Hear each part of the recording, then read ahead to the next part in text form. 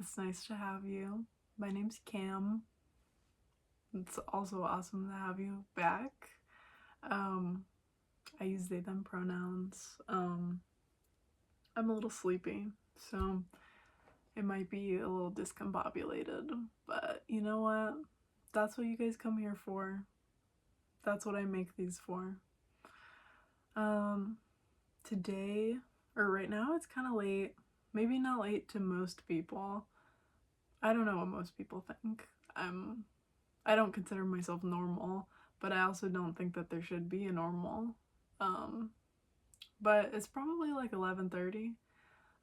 But for me, I usually try to go to bed around 9:30, 10. So it's very late. But oh, I also forgot. For folks that need it, I'm a white person with glasses and I'm wearing a gray sweatshirt with Cookie Monster on it and other Sesame Street licensed characters. In any case, I have black hair and it's kind of short and swoopy, and I'm in front of a beige background with black shelves, and there's a star light behind me. Great. I think that that's everything. Yeah, my name's Cam, but you could also call me Corn. It'd be cute if you did.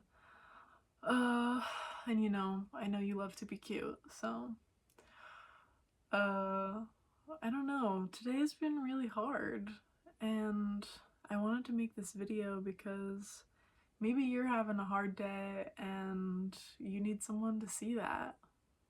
I mean, who isn't having a hard day out here? Like, it's I have to remind myself this every single day because I feel like, especially as someone who lives in the core of empire, in the quote unquote global north, in the quote unquote first world nation, um, in the so-called United States or occupied Turtle Island, um, I am constantly bombarded by propaganda that tells me that I need to center myself, that my experience extends only to and from myself, that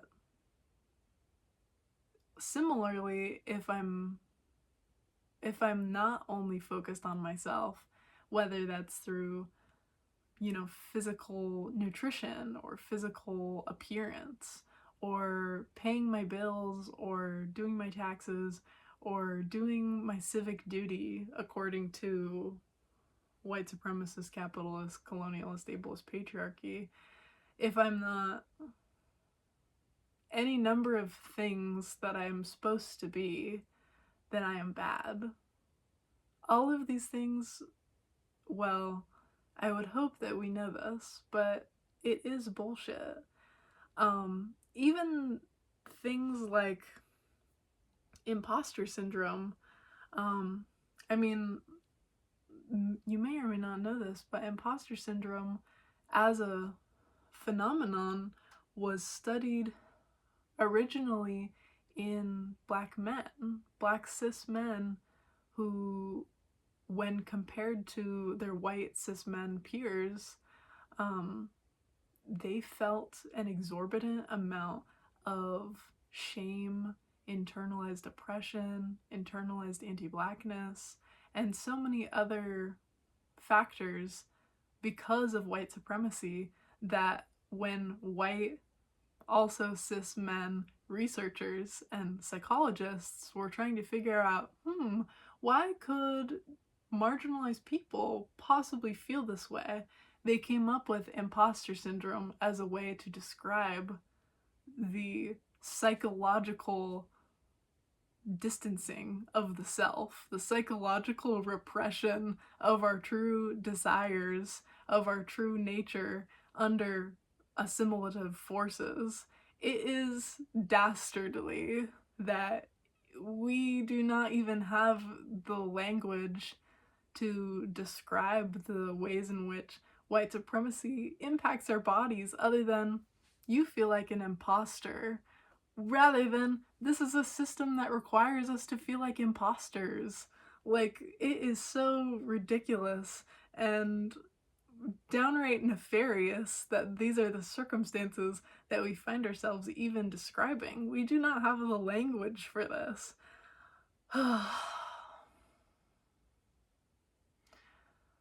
This is, I suppose, a tangent, because I love a tangent, but that's something I've been thinking about a lot recently, is just how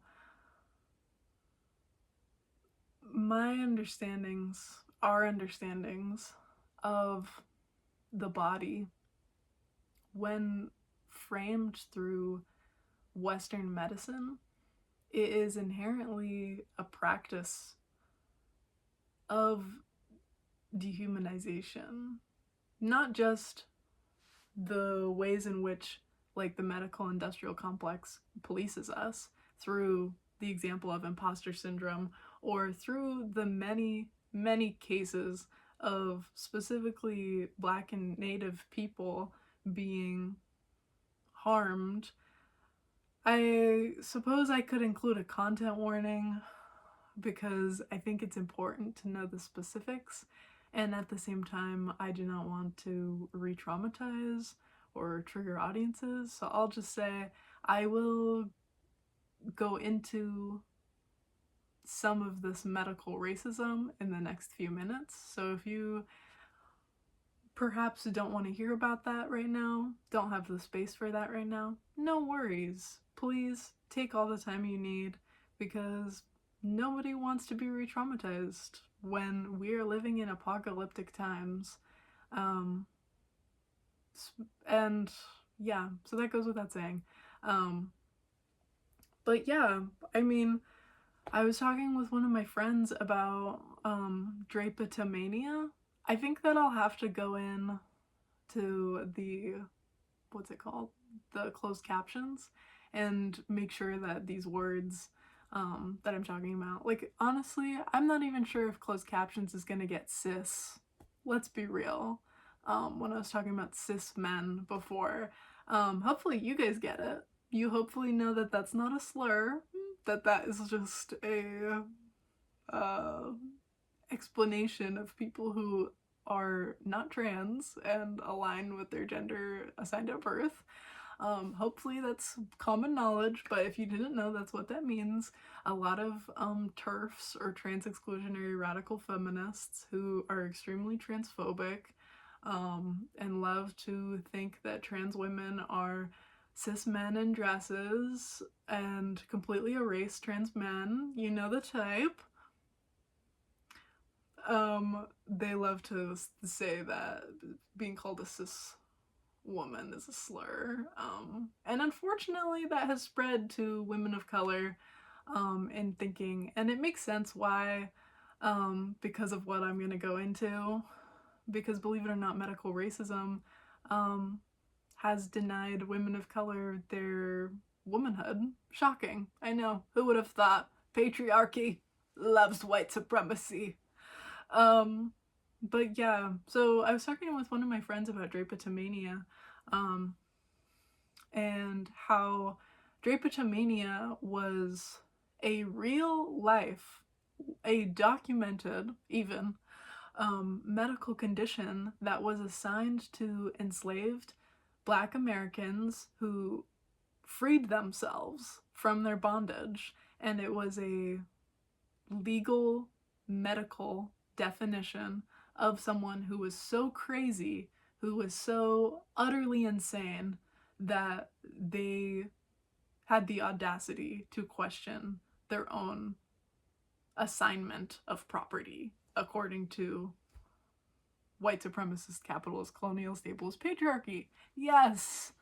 And I'm not sure at what point drapetomania was redacted from American medical journals and used in newspapers. Like, at one point, the AP style handbook was like, maybe we should retire this one, and then we'll just use another slur or another problematic word.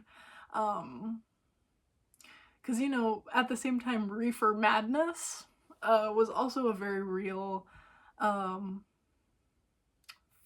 guess, phenomena, movement, propaganda, where people claimed that cannabis, which at the time they changed the name from cannabis to marijuana because of its connotations, because it was spreading the threat of Mexican alien invaders coming into the Texas border from the US-Mexico border, that these monsters were bringing in cannabis, and it was turning normal, average, everyday Joes, aka white people who went to work and were otherwise normative in every other sense, it was turning them into crazed maniacs and murderers and sex demons. And it was like, what else is going on right now? Immigration of Latino people. What else is going on right now? Fears about miscegenation between Black and white communities, specifically regarding the Harlem Renaissance and the Great Migration. It's just anti-Blackness and anti-Latino racism. And that was also classified as medical doctrine.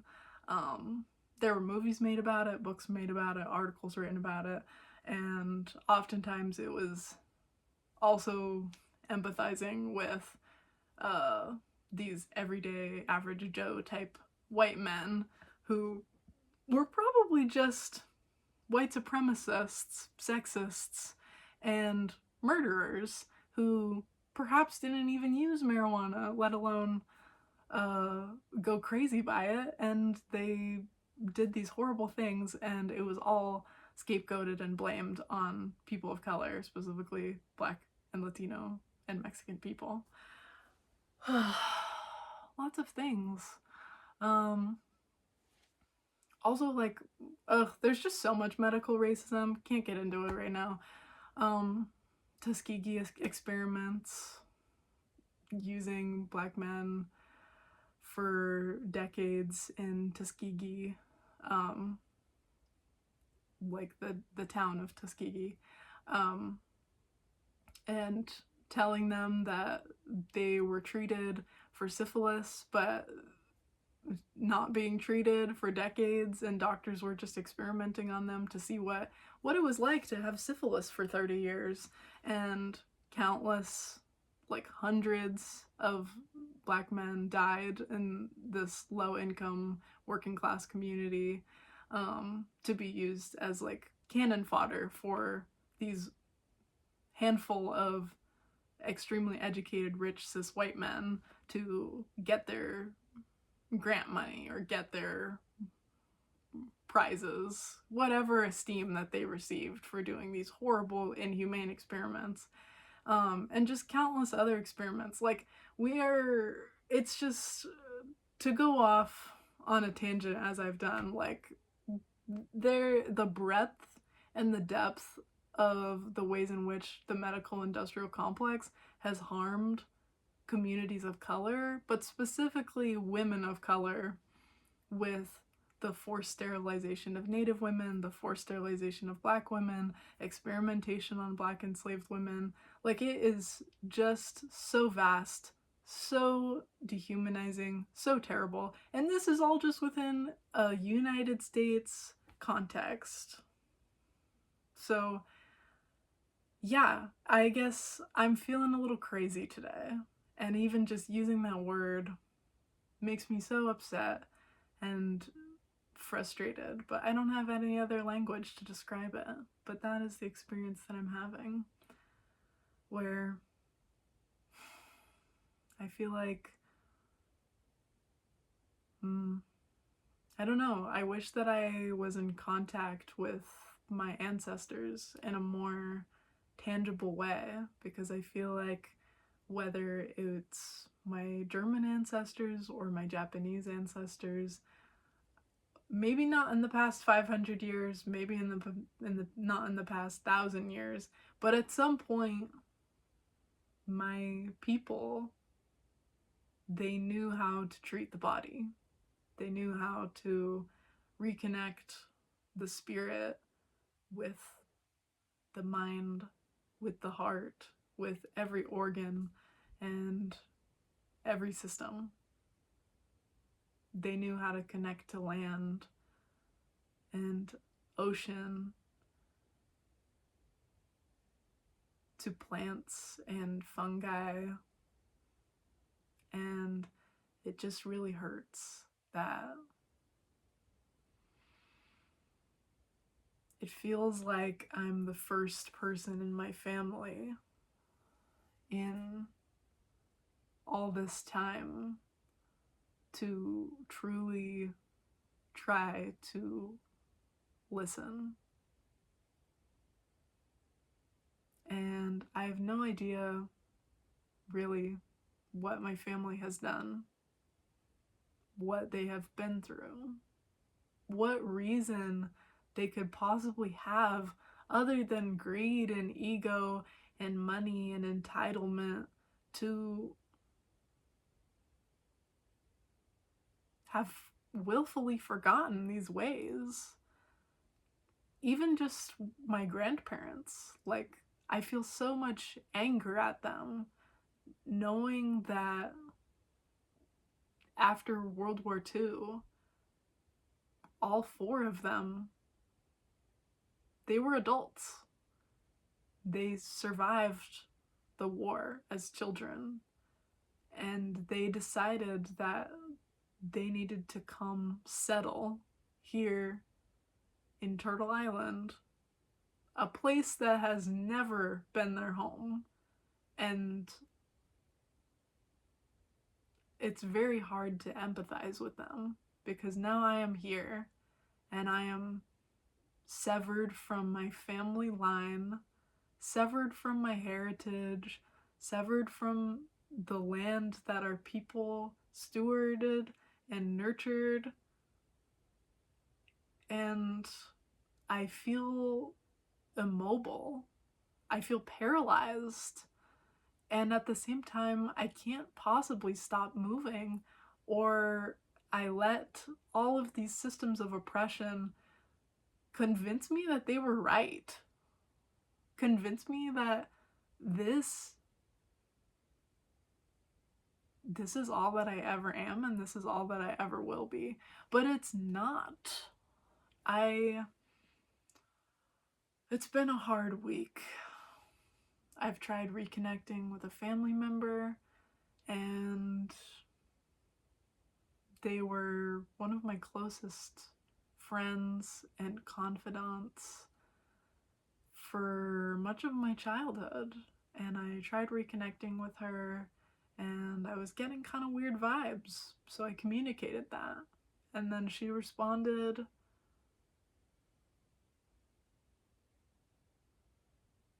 well, I described it as nasty to one of my friends, and it certainly was nasty. But I think what hurt the most about it was how real it felt. Like, how palpably I could have been her. I could have cajoled her. I could have placated myself. I could have repressed my feelings. I could have not said anything. I could have just ghosted her, or I could have kept up the facade of a relationship instead of communicating, instead of ignoring. Just, I could have passively existed besides her. But I was honest, and I told her what I wanted and what I needed and how that didn't reflect our relationship. And she responded as if what I asked for was so impossible that it must have meant that I was entitled, or it must have meant that any number of terrible things. And it's just not true. And it made me wonder, what have you been robbing of yourself? Why can't you ask for things that make you happy? Why can't you ask for things that give back to you? What are you losing yourself in that prevents you from seeing me as a full human being, and that my needs have nothing to do with whether or not you can provide them?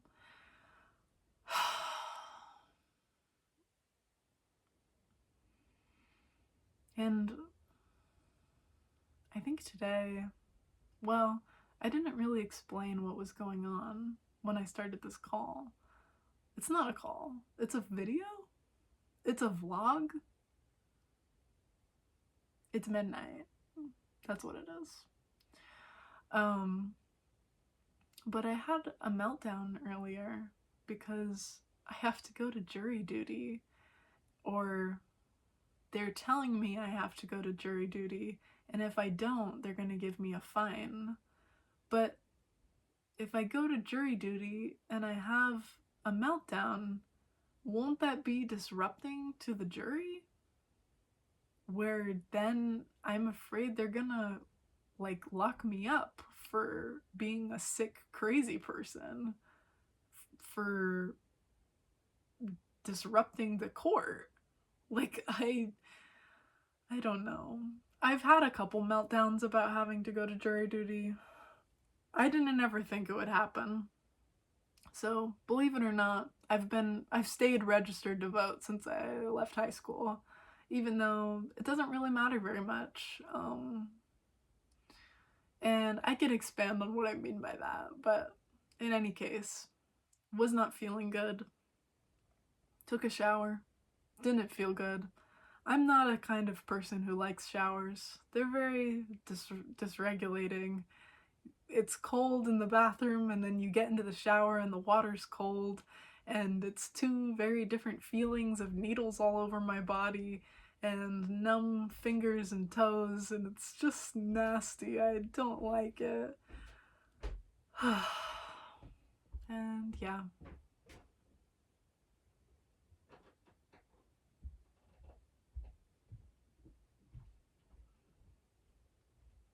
I took a pause because I was anxious my dad was gonna come downstairs and I was gonna have to pause this video, but thankfully that didn't happen. So we got to stay here together in anxiety.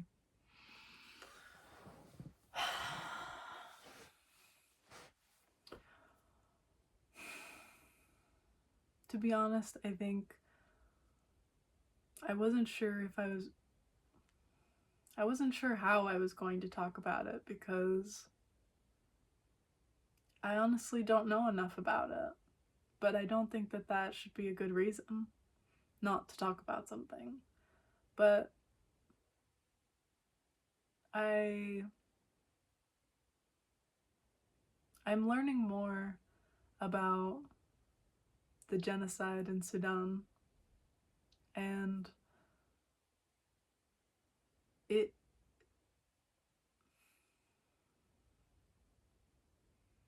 it's hard not to talk about anything and just want to cry. I find that increasingly apparent just as I keep living, as I somehow find myself privileged enough to take breath, privileged enough to not realize I'm taking breath. So I suppose I'll say another content warning now, that I'm going to talk about things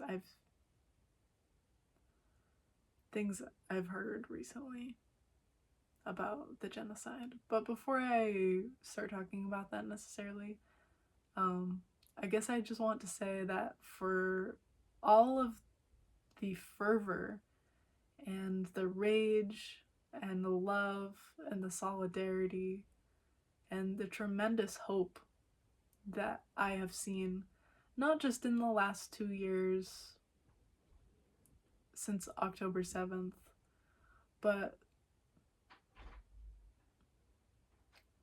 I'm recording something. Okay, sorry. It's okay. See, it wasn't a big deal. I guess that's me telling myself that. But for narrative reasons, it could also be me telling you that. Whatever you feel most comfortable with. I suppose, yeah, I mean, I would say that especially in the last 2 years, since October 7th, there has been so many of these brilliant human feelings and beautiful demonstrations, outpourings of care for the people of Gaza and the people of Palestine. And I don't mean to diminish that in any way, because I think that this passion and ferocity is necessary. And at the same time, one of my mentors talks about how it's not just about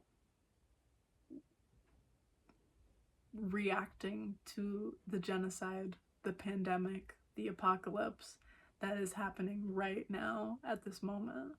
It being collective liberation. It is about preparing for the next one. And I don't think that we are ready for that. I see all too clearly that I live just outside of Portland on Kalapuya and Chinook and Cowlitz land.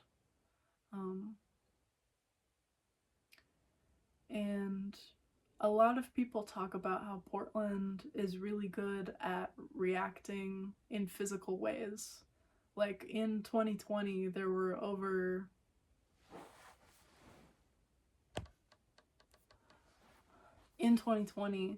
I hope that that's still recording. In 2020, there were over 100 days continuously of protests outside of City Hall for... I mean, I have my critiques of Portland organizing, but it is still impressive that you can have hundreds of people, even thousands of people, organizing for 100 days straight for anything, but let alone for Black life, especially when it is a predominantly white city, because of so much racism in property laws, employment laws, housing laws. Oregon is super fucking racist. Did you know that? It's crazy, but even though they're liberal, they're still racist. That's something that a lot of people don't realize. But yeah, it's not just the South, guys. It's all of these liberal states. Because believe it or not, when you have a two-party system, that doesn't mean that they just stop being white supremacist. In any case, yeah, Oregon, and now there is, I think, over 100 days of protesting against ICE raids outside of the ICE building, and I'm sure that people have seen the mascot. There was like a frog mascot, and I guess now that's like a thing, like frogs fighting ice or something. I won't get into it right now, but as you can tell from my tone, perhaps, I think it's kind of ridiculous to say that you're actually protesting something when you're just demonstrating something. Like, yeah, you're gonna show up to the space and you have a frog costume on, and that means what exactly? Okay. But you know what? Symbols do matter. Demonstrating does matter. I just also like to see other things happening at the same time, but I don't know necessarily that I'm seeing those things. In any case, simply mobilizing is not preparing, strategizing, all these other things that we need to do. In order to actually prepare for the next genocide, for the next pandemic, for the next mass disabling event, for the next um, insert whatever thing, we not only have to be able to react, to be able to do what, for example, Portland is really good at doing, of getting boots on the ground, throwing the Molotovs, hiding your friends, doing underground work. Yes, all of that. Awesome. Do that. It's also like sustaining the movement. It's not going to happen overnight. What's going to happen in 2 years from now? What's going to happen in 10 years from now? How can we build that capacity in our bodies to hold apocalypse? How can we hold this when we have conflict with our friends, with our comrades, over things like which fundraiser site to use, because which one is the least problematic, even though they're all problematic, or conflict about deflecting in groups where maybe, I don't know, there's so much conflict, guys. It is really hard to be organizing right now when it doesn't feel like these foundations are foundational. It doesn't feel like people are really building this mind-body connection, because we are so, especially with like Gen Z, but even older folks, like even people who have been organizing for 10 years, 20 years, 30 years, like not just like a couple, because they were like teenagers 5 years ago. Like I was a teenager 5 years ago. Yes. But like people who have been doing this as their life's work. Everybody needs foundations, because foundations allow us to build movements. They allow us to work interdisciplinary and have multiple streams of funding, have multiple points of attack, have multiple places where we're working above ground and underground, working through nonprofits, working through co-ops, working through like any number of things that you can imagine. We can build that in ourselves. And yeah, I'm definitely getting distracted. I'm kind of sleepy still, but in any case, yeah, we need to build all of that. And so while I do think that the visibility of the Free Palestine movement has expanded exponentially in the past 2 years, um,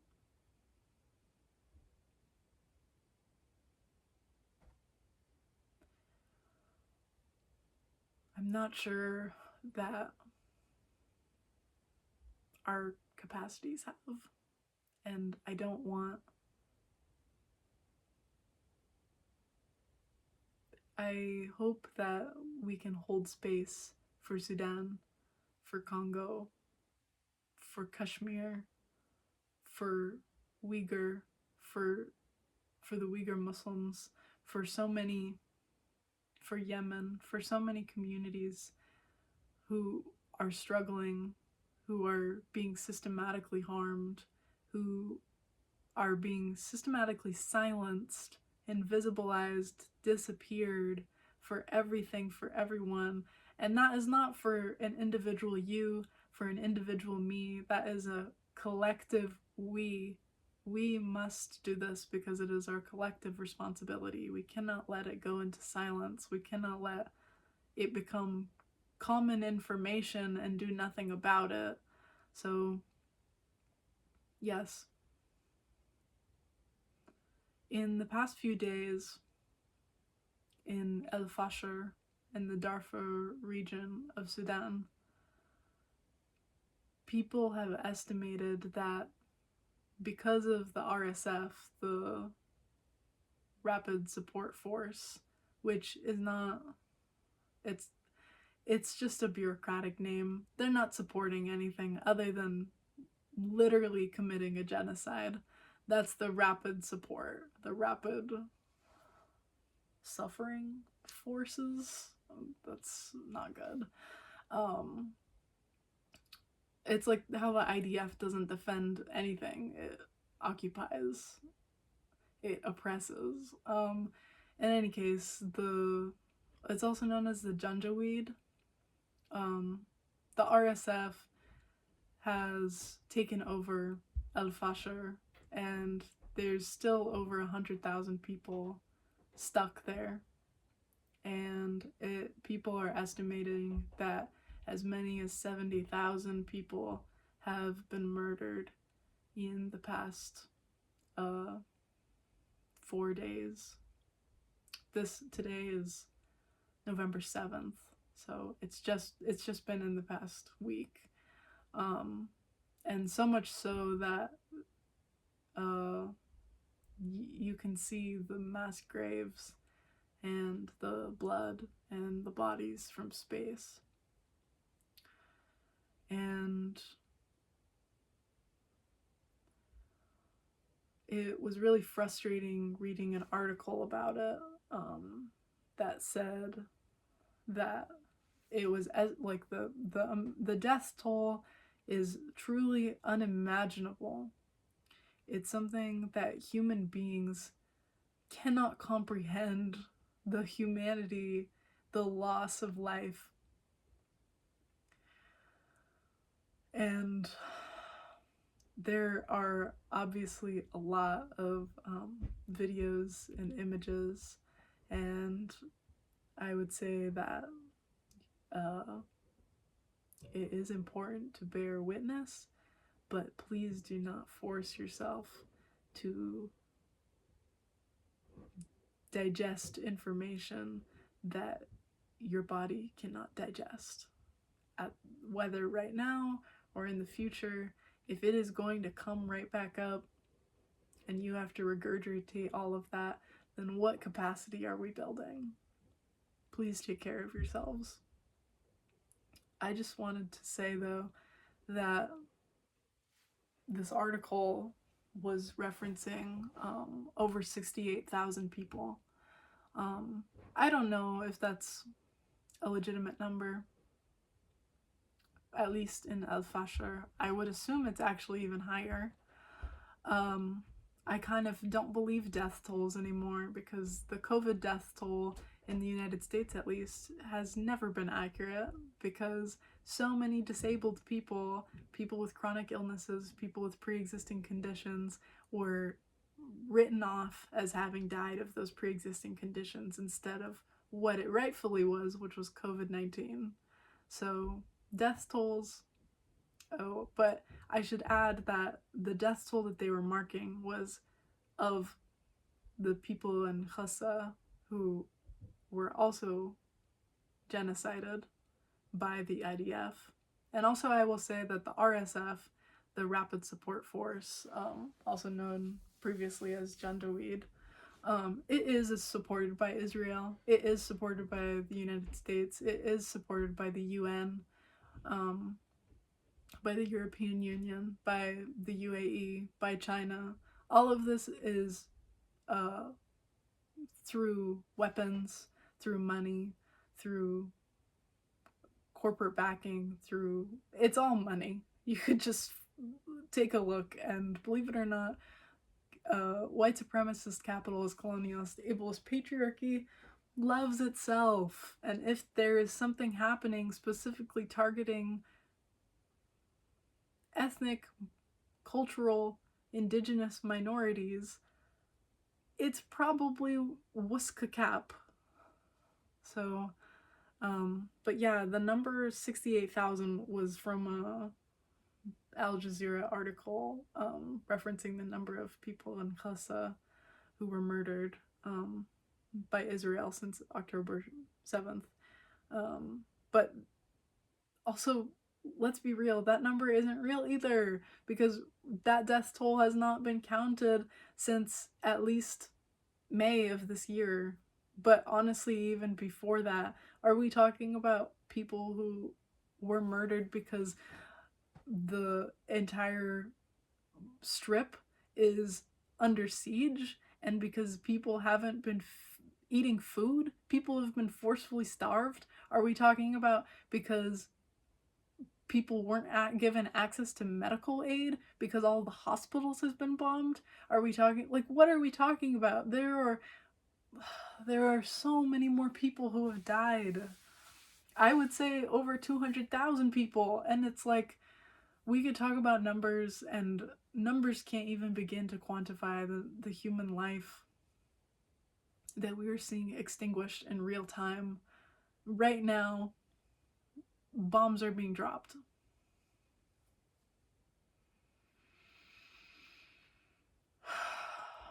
And I think that rightfully so, we have witnessed mothers, fathers, children, uncles, grandmothers, aunts, and at the same time, we are not witnessing disabled, trans, queer, and other marginalized people who are also being murdered.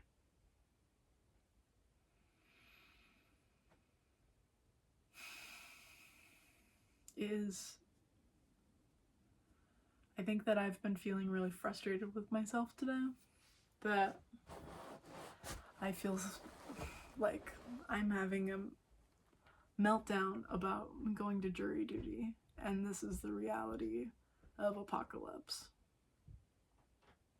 So, with a lot having been said, a lot to remember, a lot to bear witness, a lot to feel angry, a lot to feel rage, a lot that makes us feel powerless, that makes us feel like we have no control.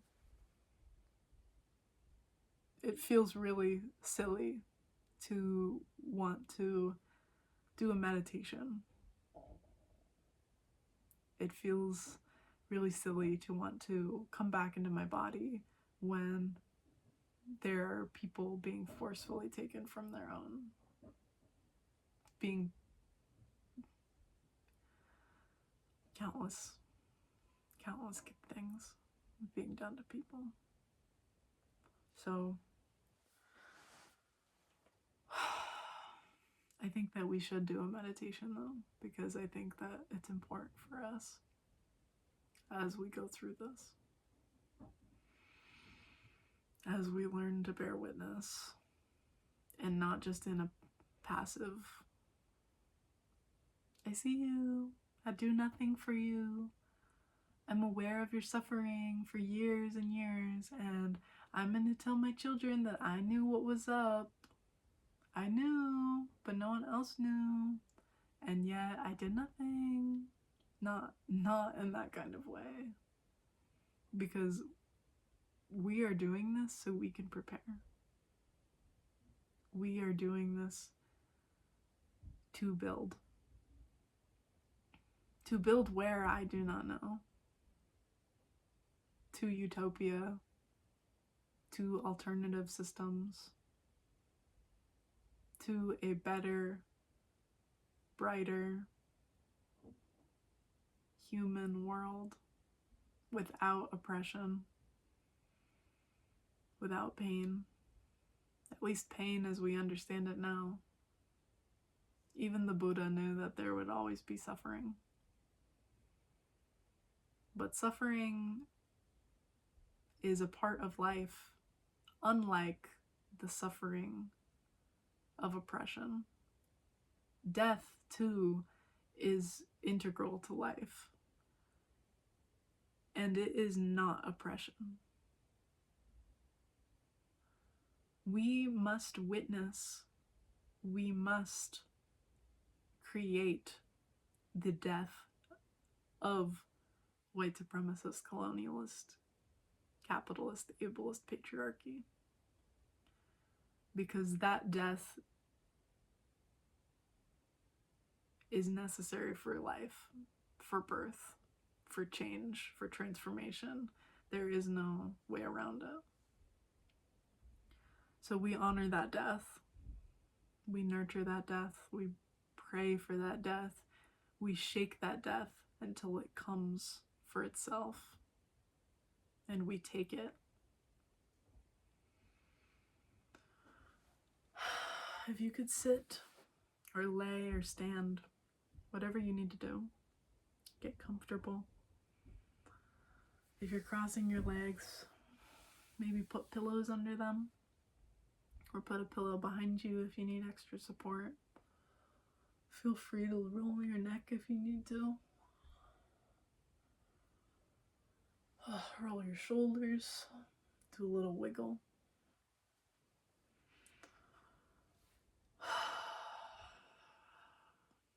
I think that we'll do some inhales through our nose and exhales through our mouth.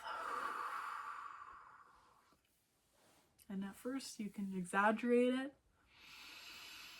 Take big, deep breaths in.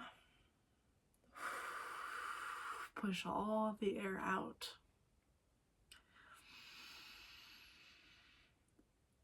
And out. And in. And out.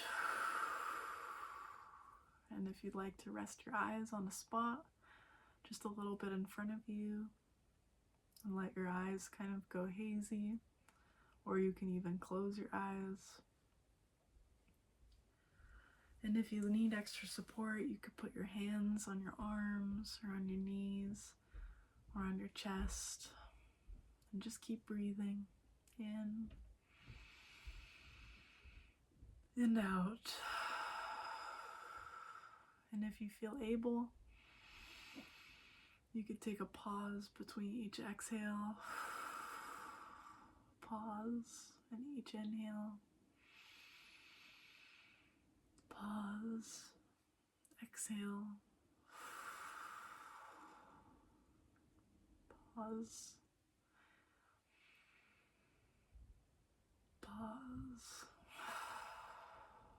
Take your time. Just allow your body to sink into itself. Sink into the floor. Sink into your bed. Feel the weight of your shoulders on your spine, on your tummy, on your thighs, on your hips, on your feet. Feel all the contact points in your body as they touch and simmer and connect.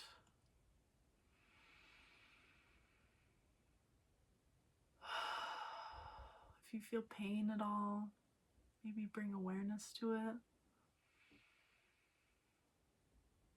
Or try to adjust so the pain alleviates. This isn't supposed to hurt. If it hurts, change it up. Adjust. And allow yourself to relax into the space. Relax into your body. Feel your heart on your chest. Feel your lungs fill with air. Is it cold? Is it hot? Feel your nose hairs as they pass with breath. Feel your mouth as you release the air. Steamy. Maybe you got stinky breath. It's no worries. Feel free to let your shoulders roll back. And if you feel tension anywhere, you could focus your mind's eye on it, imagining it as a ball of light.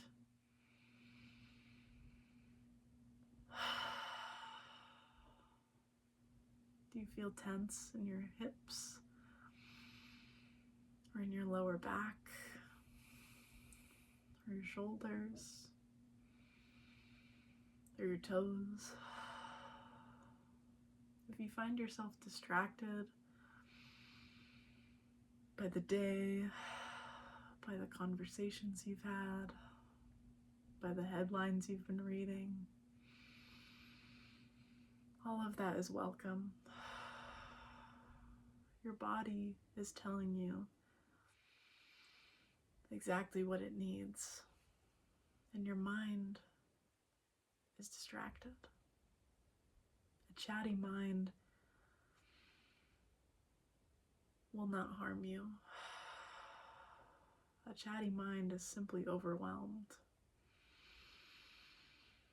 It needs gentleness, patience, understanding.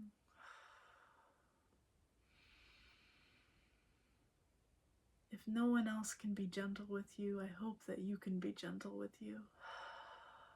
Whatever is coming up, distraction, rage, sadness, grief, despondence, frustration, animosity, hope, any feeling, every feeling is welcome.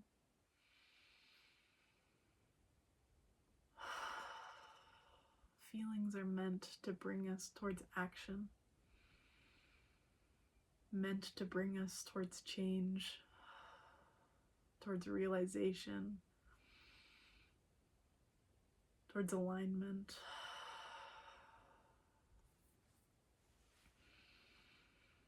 Whatever you're feeling is necessary. We can't force ourselves to be ready. We have to be slow. We have to try many different routes. Only some may work.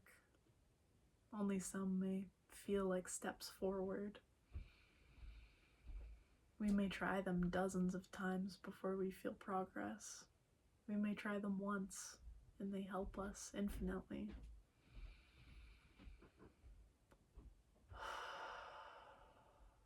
Please be kind to yourself. Please know that you do not need the answers right now.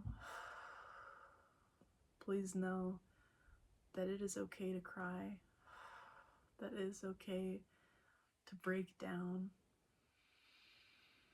to feel absolutely nothing because you have silenced yourself for so long.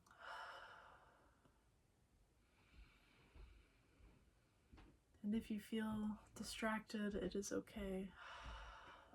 Just gently pull yourself back to your breath, back to your body, back to this place where you are safe, where you are you, where you are perfect exactly how you are in this moment.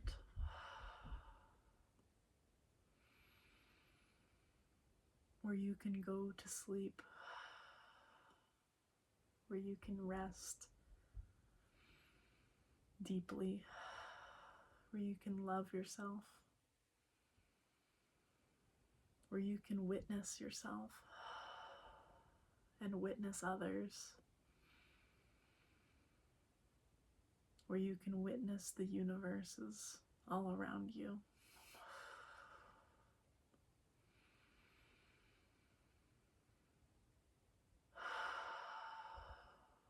Take a few more breaths.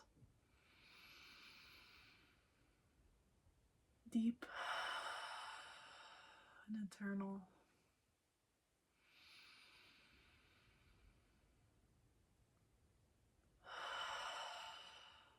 Deep into ancient. You are limitless. Feel free to repeat these things to yourself, mentally or out loud. You are boundless. You are resilient. Everything you need exists within you.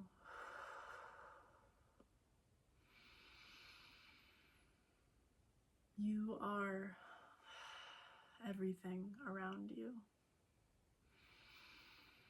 And everything around you is you.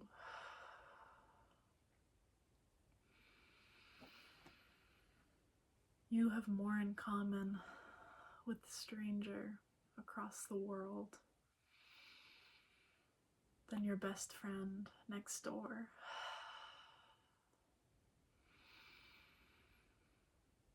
You are full of potential and light. You are from the land, from culture, from kindness, from love, from community. There is nothing in you that has forgotten itself. There is no place, no feeling. There is nothing human that is foreign to you.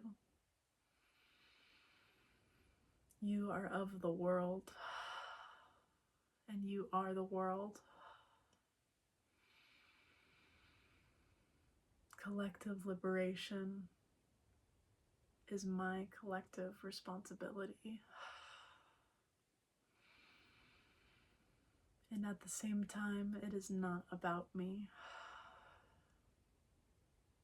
The work is not done for ego. I am doing the work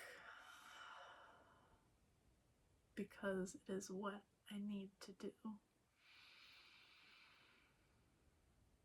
We deserve a world of balance, of ecosystem, of solidarity, of kindness, of spirit, of care. You are boundless. I am limitless. We can do this. We will free each other because we were not meant to survive, as Mother Audrey says. And when you're ready, you could take a few more breaths. Maybe rub your knees to help with the grounding. Rub your chest gently in slow circles.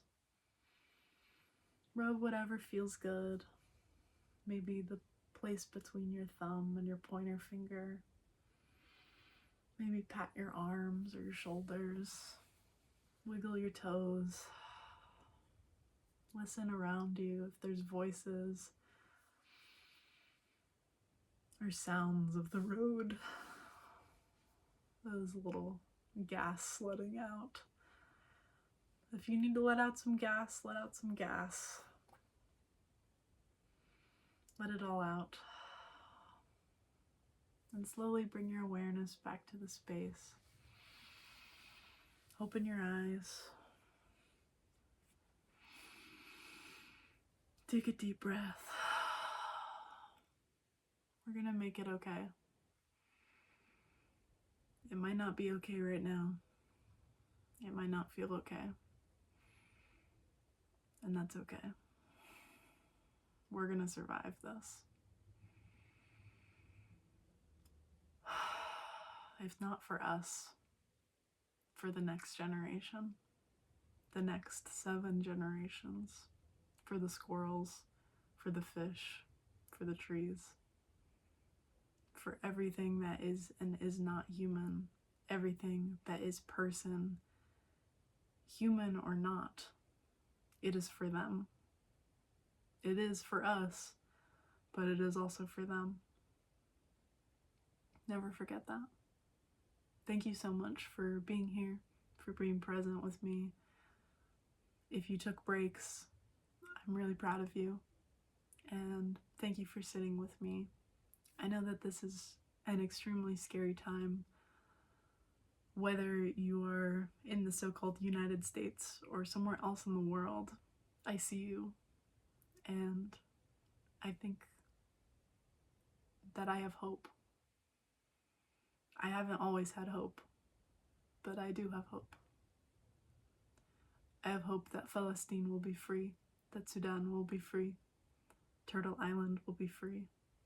Everywhere in the world, whether felt physical or felt spiritual, everywhere will be free. If you support the work that I do, I would really appreciate a tip. Please do not support me if you are in financial distress. I do this work because I need to do this work, and I hope that I can give you the strength to do this work too. Do it smart. Stay safe. Don't talk to cops. Signing off.